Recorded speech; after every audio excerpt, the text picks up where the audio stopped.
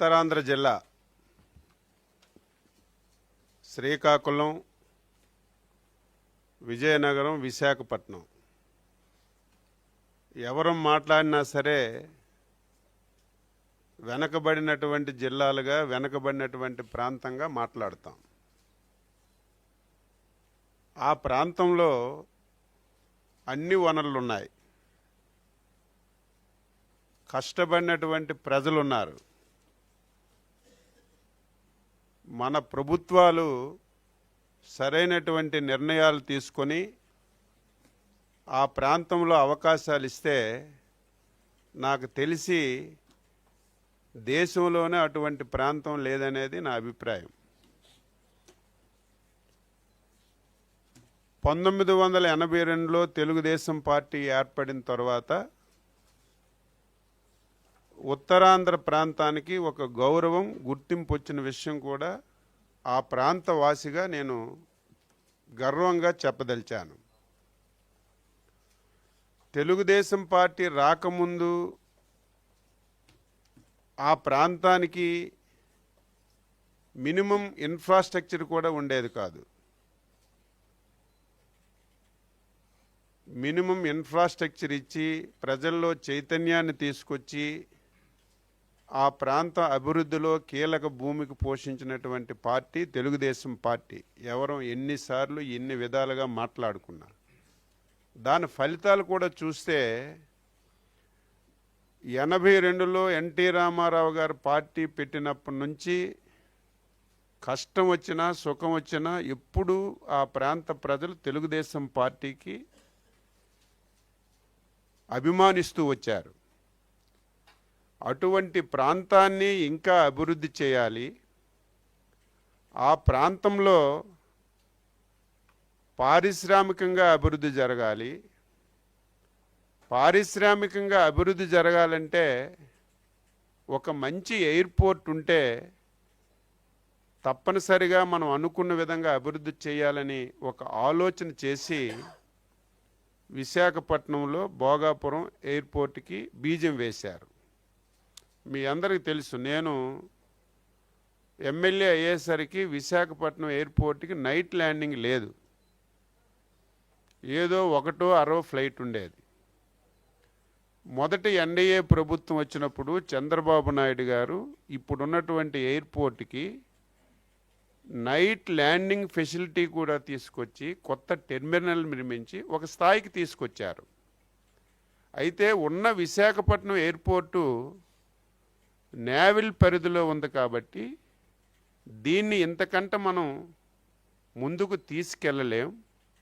అది కూడా సిటీ మధ్యలో ఉంది, ఎక్స్పాండ్ చేయడానికి కూడా అవకాశాలు లేవని చెప్పి చంద్రబాబు నాయుడు గారు ఆలోచన చేసి ఈ 3 జిల్లాలు రూపురేఖలు మారాలంటే, ఈ 3 జిల్లాలు మళ్ళీ అభివృద్ధి పదంలో నడిపించాలంటే ఫస్ట్ మెట్టుగా మనం ఇంటర్నేషనల్ ఎయిర్పోర్టు ఒకటి నిర్మించాలని చెప్పి చంద్రబాబు నాయుడు గారు నిర్ణయం తీసుకొని ఎక్కడైతే బాగుంటుందంటే 3 జిల్లాలకి అనుకూలమైనటువంటి ప్లేసు, నేషనల్ హైవేకి పక్కన సీకి ప్యారలల్గా మనం ఎయిర్పోర్టు నిర్మించుకుంటే చాలా బాగుంటుందని చెప్పి ఆలోచన చేసి భోగాపురాన్ని నిర్ణయం చేశారు. నిర్ణయం చేసింది చంద్రబాబు నాయుడు గారు. ఆ రోజు కూడా నేను మంత్రిగా ఉన్నాను. నేను స్వయాన చూశాను. ఒరిజినల్గా 5,000 ఎకరాలు ఎక్వైరీ చేద్దామని ప్లాన్ చేశాం. కానీ అక్కడున్న పరిస్థితుల వల్ల ఆ రోజు కూడా ఈ దుర్మార్గులు ఆ ఎయిర్పోర్ట్ని రాకుండా చేయడానికి ప్రజలని రెచ్చగొట్టి మీరు ఎయిర్పోర్ట్కి భూములు ఇవ్వద్దని చెప్పి ఊరు వాడ తిరిగిన విషయం ఒక్కసారి గుర్తు చేసుకోవాలని చెప్పి తెలియజేస్తున్నాను. ఎంత వ్యతిరేకించినా, ప్రజల్ని ఎంత రెచ్చగొట్టినా చంద్రబాబు నాయుడు గారు ఇటువంటి విషయాల్లో చాలా జాగ్రత్త వహిస్తారు. ఏదైనా ఒక ప్రాజెక్ట్ వస్తే ఆ ప్రాజెక్టులో నష్టపోయినటువంటి రైతులు కూడా సంతోషంగా ఉండాలనేది మొదటి నుంచి చంద్రబాబు నాయుడు గారు ఆలోచన. ఆ ఆలోచనలో భాగంగా నాకు తెలిసి 100 మీటింగ్లు పెట్టారు. రైతులతో గంటలు గంటలు కూర్చున్నారు. ఇంకా కొంతమంది సాటిస్ఫాక్షన్ కాకపోతే విజయవాడలో అమరావతి సచివాలయానికి తీసుకొచ్చి వాళ్ళతో మాట్లాడి వాళ్ళకి హ్యాపీగా భూములు ఇచ్చే విధంగా చంద్రబాబు నాయుడు గారు కృషి చేసి ఆ రోజు ల్యాండ్ ఎక్విజిషన్ చేసిన విషయం ఈ సందర్భంగా గుర్తు చేస్తున్నాను. ల్యాండ్ ఎక్విజిషన్ చేయడమే కాదు, కేంద్ర ప్రభుత్వంతో ఎయిర్పోర్ట్ మంజూరు చేయించి ఆనాటి ముఖ్యమంత్రిగా మేము ఉత్తరాంధ్ర జిల్లాల నుంచి అందరి సమక్షంలో వెళ్ళి ఫౌండేషన్ కూడా వేసాం. ఇది జగమెరిగిన సత్యం. ఈరోజు పాత్రికేయులు కూడా ఆలోచన చేయాలి. దుర్మార్గంగా మాట్లాడుతుంటే అది మీరు పాత్రికేయులు రాస్తున్నారు, టీవీల్లో చూపిస్తున్నారు, ఎదురు క్వశ్చన్లు వేయాలి. నిస్సిగ్గుగా కనీసం ఎవరైనా ఏమైనా అనుకుంటారని ఆలోచన లేకుండా భోగాపురం ఎయిర్పోర్ట్ని నేనే నిర్మించాను, నా వల్లే ఇది అయ్యింది, ఉత్తరాంధ్రకు మేలు జరిగిందని ఒక ఫేక్ మనిషి ఫేక్ మాటలు మాట్లాడుతుంటే కనీసం ఎవరు ప్రశ్న వేయకపోతే దీనికి అర్థమేమని చెప్పి తెలియజేస్తున్నాను. ఇప్పుడే మా సోదరులు జనార్దన్ రెడ్డి గారు చూపించారు. ఆ రోజు భోగాపురం ఎయిర్పోర్ట్ రాకుండా చేయాలని బహిరంగ సభ పెట్టి రైతులకి రెచ్చగొట్టి భోగాపురానికి ఎయిర్పోర్ట్ అవసరం లేదు, ఇక్కడికి ఎర్రబొస్సే రాదు, అటువంటిది ఎయిర్పోర్ట్ ఎందుకు, విశాఖపట్నంలోనే ఎయిర్పోర్ట్లో ఈగలు అదురుకుంటున్నారు, ఇక్కడ ఇంత ఎయిర్పోర్ట్ కడితే ఎవరికి ఉపయోగం, అది కూడా జిఎంఆర్ గారికి ఇచ్చి జిఎంఆర్ గారితో దోపిడీ చేయాలని ఒక ప్రణాళికబద్ధంగా ఈ ఎయిర్పోర్ట్ నిర్మిస్తున్నారని నీ కంపునోరే మాట్లాడింది, నీ చెత్తనోరే మాట్లాడింది. మళ్ళీ అదే కంపునోరుతో అదే చెత్తనోరుతో చంద్రబాబు నాయుడు గారు, నీకు అసలు సిగ్గుందా? చంద్రబాబు నాయుడు ఫౌండేషన్ వేసిన తర్వాత దురదృష్టవశాత్తు నువ్వు అధికారంలోకి వచ్చావు. వచ్చిన తర్వాత మేం ఫౌండేషన్ వేసినటువంటి ఎయిర్పోర్ట్ని నువ్వు కొనసాగిస్తే కనీసం నీకు కొంతైనా శాస్తుండేది, కొనసాగించలేదు. ఆ రోజే కొనసాగిస్తే 1-2 సంవత్సరాలు ముందే ఎయిర్పోర్ట్ వస్తే ఈసరికే ఆ ప్రాంతం ఎంత అభివృద్ధి జరిగేది, ఆ ప్రాంతం ఎంతమందికి ఉపాధి అవకాశాలు వచ్చాయి, ఆ ప్రాంతంలో ఇప్పటికే ఎన్ని పరిశ్రమలు వచ్చాయి, ఒక్కసారి మనం ఆలోచన చేయాలి. ఇది చంద్రబాబు నాయుడు గారు దత్తపుత్రిక, ఆయనే దీని కర్మ కర్త క్రియ. ఈరోజు నేను అధికారంలోకి వచ్చాను, దీన్ని చేస్తే నాకు పేరు రాదు, చంద్రబాబు నాయుడికే పేరు వస్తుందని దుర్బుద్ధితో 5 సంవత్సరాలు దాన్ని మూలన పడేసి ప్రజలు తిడుతున్నారని, ఆ ప్రాంతంకి వెళ్తే అసహించుకుంటున్నారని నువ్వు పడిపోయినటువంటి చివరి సంవత్సరంలో మళ్ళీ రెండోసారి చంద్రబాబు నాయుడు గారు వేసినటువంటి ఫౌండేషన్ స్టోన్కి రెండోసారి మళ్ళీ ఫౌండేషన్ వేసి అదే కంపునోరు, ఒకే నోరు. కనీసం రాజకీయ నాయకులు కొన్ని తప్పులు మాట్లాడతారు, కొన్ని అవాస్తవాలు మాట్లాడతారు. ఇంత నిస్సగ్గుగా నీ నోటితోనే జిఎంఆర్ గారికి పెట్టుకున్నారు, జిఎంఆర్ గారికి పెట్టుకొని దోపిడీ చేయాలని ప్రయత్నం చేస్తున్నారని మాట్లాడినటువంటి నీ నోరు అధికారం వచ్చిన తర్వాత జిఎంఆర్ గారు మంచోళ్ళు, ఈ ప్రాంతం వాసి, చాలా చక్కగా చేస్తాడని నిస్సిగ్గుగా మాట్లాడుతుంటే ఈరోజు ఆశ్చర్యం పడుతున్నాం. అటువంటి ఎయిర్పోర్ట్ని మళ్ళీ అధికారంలోకి వచ్చిన తర్వాత చంద్రబాబు నాయుడు గారు మొదటి 2 మాసాల్లో అక్కడికి వెళ్ళి అదృష్టవశాత్తు చంద్రబాబు నాయుడు గారు ఆశీస్సులతో ఆ ప్రాంతంలో ఉన్నటువంటి రామ్మోహన్ నాయుడు కేంద్ర మంత్రి కావడం, అందులో విమానాశ్రయాల శాఖ రామ్మోహన్ నాయుడికి రావడం, స్పష్టంగా ఆదేశాలు ఇచ్చారు. రామ్మోహన్ నాయుడు గారు 10 రోజులకి 15 రోజులకి రివ్యూ చేయి, ఎటువంటి ఇబ్బందులున్నా ఇబ్బందులన్నీ పరిష్కరించి ఎట్టి పరిస్థితిలో ఇచ్చిన టార్గెట్ కంటే 6 మాసాల ముందే భోగాపురం ఎయిర్పోర్ట్ పూర్తయి ప్రజలకు అంకితం చేయాలని స్పష్టమైన ఆదేశాలు ఇస్తే ఆ ఆదేశాలు పాటించి రివ్యూలు చేసి 6 మాసాల ముందే ఎయిర్పోర్ట్ పూర్తి చేయాలని నిర్ణయించుకొని 95% పూర్తి చేసి నిన్న ఫస్ట్ ఫ్లైటు ట్రయల్ రన్కి వచ్చిన తర్వాత మళ్ళీ దుర్మార్గులు బయటకు వచ్చి సోషల్ మీడియాలో నిన్నటి నుంచి మాట్లాడుతుంటే కనీసం ఆయనకి సిగ్గు లేకపోయినా అక్కడ బొత్స మాట్లాడుతుండే ఎయిర్పోర్ట్ మేము తెచ్చామని. ఆ ప్రాంతంలో ఉన్నటువంటి చాలామంది ఎక్స్ మినిస్టర్స్ మాట్లాడుతున్నారు. మీకు సిగ్గుందా? ఆ వీడియో చూడండి. ఈరోజు మా సోదరులు జగన్నార్థన్ రెడ్డి గారు చూపించిన వీడియోలో ఈరోజు ఎవరైతే నిస్సిగ్గుగా మాట్లాడుతున్నారో వీళ్ళందరూ భోగాపురంకి ఎయిర్పోర్ట్ అవసరం లేదు, మేము అడ్డుకుంటాం, మా వల్ల కాకపోతే కోర్టుకు వెళ్తాం, లేకపోతే 3 మాసాలు 3 సంవత్సరాల తర్వాత అధికారంలోకి వస్తాం, మొత్తం రద్దు చేస్తాం, మీ భూములు మీకే ఇస్తామని నిస్సిగ్గుగా మాట్లాడినటువంటి మీరు మళ్ళీ ఈ ఎయిర్పోర్ట్ మేమే తెచ్చాము, మా ప్రమేయమని చెప్పి మాట్లాడుతుంటే ఏమనాలి?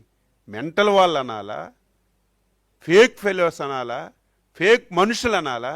ఏది పడితే అది మాట్లాడితే ప్రజలు నమ్ముతారు అనుకోవాలా అని చెప్పి ఈ సందర్భంగా తెలియజేస్తున్నాను. ఉత్తరాంధ్ర పౌరుడిగా చంద్రబాబు నాయుడు గారికి, ఎన్డీఏ ప్రభుత్వానికి జీవితాంతం రుణపడి ఉండాలి. ఉత్తరాంధ్ర అంటే వెనకబడిన ప్రాంతమనే కాదు, ఆ ప్రాంతంలో అవేర్నెస్ లేదు. పరిశ్రమలు రావాలన్నా, ఒక ప్రాజెక్ట్ రావాలన్నా యాజిటేషన్స్ విపరీతంగా ఉంటాయి.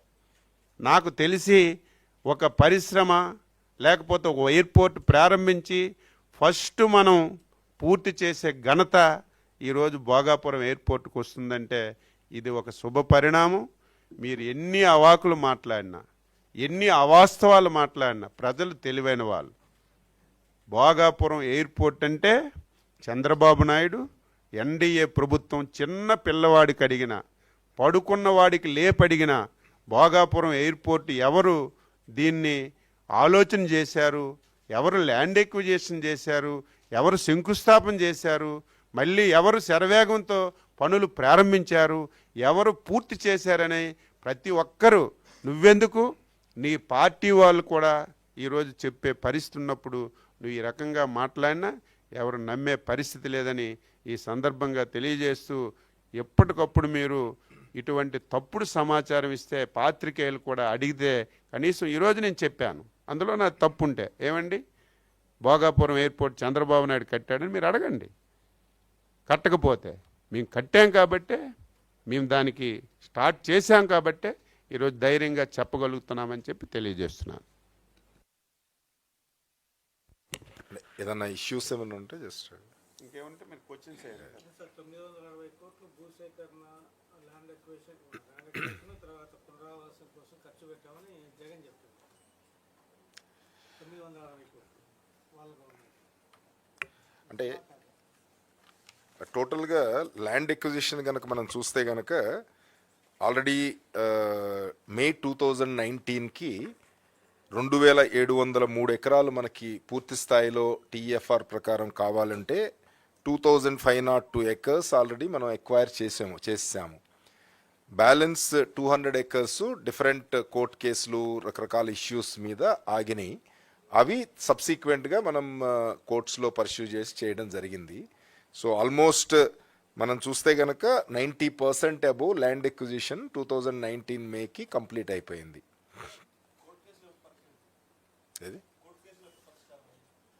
అంటే ఇంకా ఉన్నాయి, జరుగుతున్నాయి కొన్ని. అంటే 200 ఎకర్స్ కదా, ఆ 200 ఎకర్స్లో కొంత ల్యాండ్ ఆల్రెడీ మనం తీసుకున్నాము. బ్యాలెన్స్ ఇంకా కోర్టు కేసులు ఇంకా ఉన్నాయి, అవి ఇంకా పర్స్యూ చేస్తున్నాము. అంటే ఇవేంటంటే ఇప్పుడు మనం ఏదైతే 500 ఎకర్స్కి ఇచ్చామో ఆ 500 ఎకర్స్కి అప్రోచ్ రోడ్ ఒకటి ఇంకా కోర్టు కేసులో ఉంది. అలాగే కోర్టు కేసులో ఎడిషనల్ కాంపన్సేషన్కి అడిగిని ఎల్ఏఆర్ఆర్ ట్రిబ్యునల్లో పెట్టిన కొన్ని కేసులు ఇంకా పెండింగ్ ఉన్నాయి.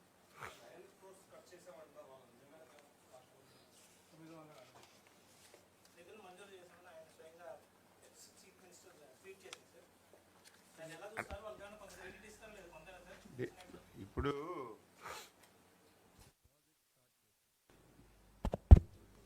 ల్యాండ్ ఎక్విజిషన్ 2700 ఎకరాలు అయితే 2019కి 2500 ఎకరాలు ఎటువంటి ప్రాబ్లమ్స్ లేకుండా కంప్లీట్ చేశాం.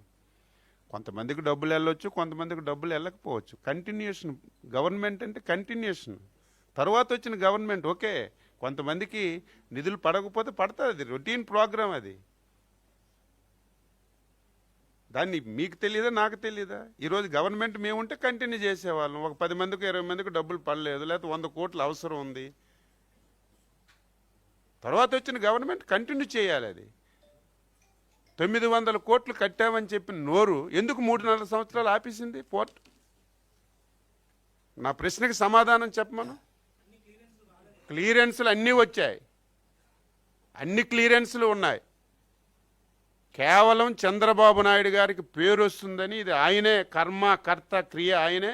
నేను ఎంత పొరిలినా సరే, ఎంత దీని మీద గొగ్గోలు పెట్టినా సరే, ఈ పేరు తెలుగుదేశానికి చంద్రబాబు నాయుడుకి వస్తుందని చెప్పి 4 సంవత్సరాలు మొద్దు నిద్రపోయి ఉత్తరాంధ్ర ప్రజలు భోగాపురం ఎయిర్పోర్ట్ ఆఫీసర్ని అందరూ అవాకులు చవాకులు పెడితే చివరి నిమిషంలో నువ్వు మళ్ళీ ఏ నోటుతోనైతే తిట్టావో, ఏ వ్యక్తికైతే నువ్వు తిట్టావో, కేవలం చంద్రబాబు నాయుడు గారు అవినీతి గురించే జిఎంఆర్ గారికి ఇచ్చారని చెప్పి మాట్లాడినటువంటి నువ్వు అదే నోటుతో కనీసం సిగ్గైనా ఉండాలి కదా.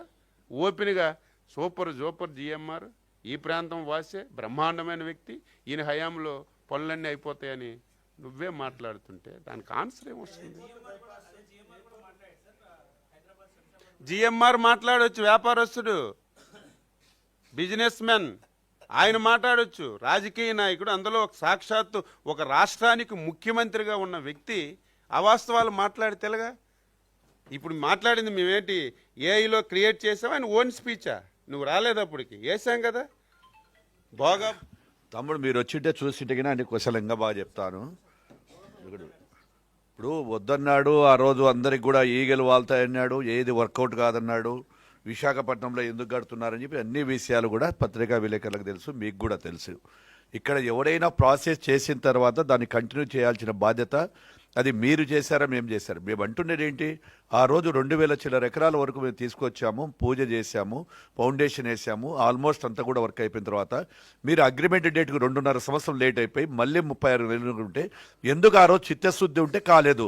ఈరోజు మా కూటమి ప్రభుత్వానికి ఉత్తరాంధ్ర అట్లా ఈ యొక్క చిత్తశుద్ధి ఉంది కాబట్టి ఈ 18 నెలల కాలంలో కంప్లీట్ చేయగలిగినామని చెప్తున్నాం. మేము కంప్లీట్ చేయగలిగినాము, మీరు పెట్టలేదు, మీరు ఏం చేయలేము చెప్పినారనే కదా. మీ మాదిరిగా మేము చేసిన ప్లేట్లు వేసుకొని కర్నూలు ఎయిర్పోర్ట్ కట్టి ల్యాండ్ అయినాక ఆ ప్లేట్లు తొలగించి మళ్ళీ తండ్రి విగ్రహాలు పెట్టుకోలే కదా.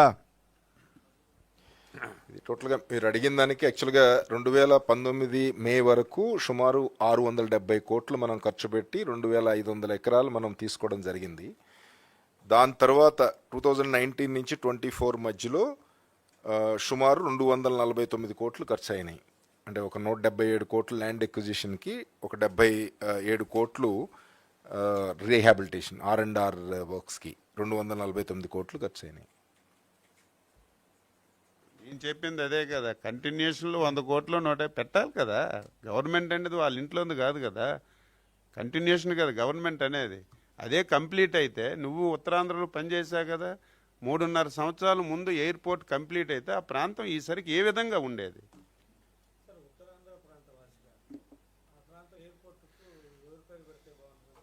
ఆల్రెడీ పెట్టేశాం, అల్లూరు సీతారామరాజు ఇంటర్నేషనల్ ఎయిర్పోర్ట్ అని పెట్టేశాం, అనౌన్స్మెంట్ చేశారు, అంతా అయిపోయింది. అదే ఆల్రెడీ పెట్టేశాం, జీవో కూడా వచ్చింది.